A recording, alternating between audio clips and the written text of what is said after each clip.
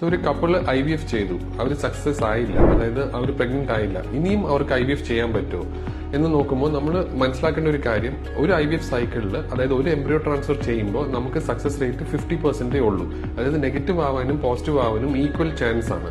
So ഇതിന്റെ reason എന്ന് പറയുന്നത്, നമ്മൾ ലാബിൽ വൈഫിന്റെ എഗ് എടുത്തു, ഹസ്ബൻഡിന്റെ സ്പേം എടുത്ത് രണ്ടും കൂടെ ചേർത്ത് ഒരു നല്ല എംബ്രിയോ ഉണ്ടാക്കുന്നു. ഉള്ള എംബ്രിയോസിലെ ഏറ്റവും നല്ല എംബ്രിയോ സെലക്ട് ചെയ്ത് കറക്റ്റ് ടൈമിൽ നമ്മൾ യൂട്രസിലോട്ട് ഡിപ്പോസിറ്റും ചെയ്തു. ഇത്രയും കാര്യങ്ങൾ ഡോക്ടേഴ്സിനും നമ്മുടെ മെഡിക്കൽ പ്രൊഫഷണൽസിനും കൺട്രോൾ ചെയ്യാൻ പറ്റും. പക്ഷെ യൂട്രസിലോട്ട് ഇട്ടതിന് ശേഷം ആ എംബ്രിയോയും യൂട്രസും തമ്മിലൊരു കമ്മ്യൂണിക്കേഷൻ ഉണ്ടാവും.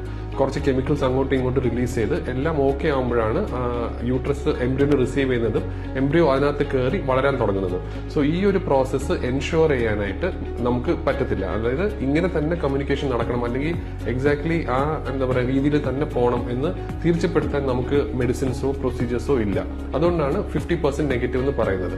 സോ ഈ 50% അകത്ത് വരുന്ന ആൾക്കാർ, നെഗറ്റീവ് ആയ ആൾക്കാർക്ക് ഡെഫിനറ്റ്ലി ഒരു IVF കൂടെ ട്രൈ ചെയ്യാം. അല്ലെങ്കിൽ അവർക്ക് ആ ഫസ്റ്റ് IVF തന്നെ എക്സസ് എംബ്രിയോസ് ഉണ്ടെങ്കിൽ ഇനിയും ഒരു എംബ്രിയോ ട്രാൻസ്ഫർ ഒന്ന് ശ്രമിക്കാവുന്നതാണ്.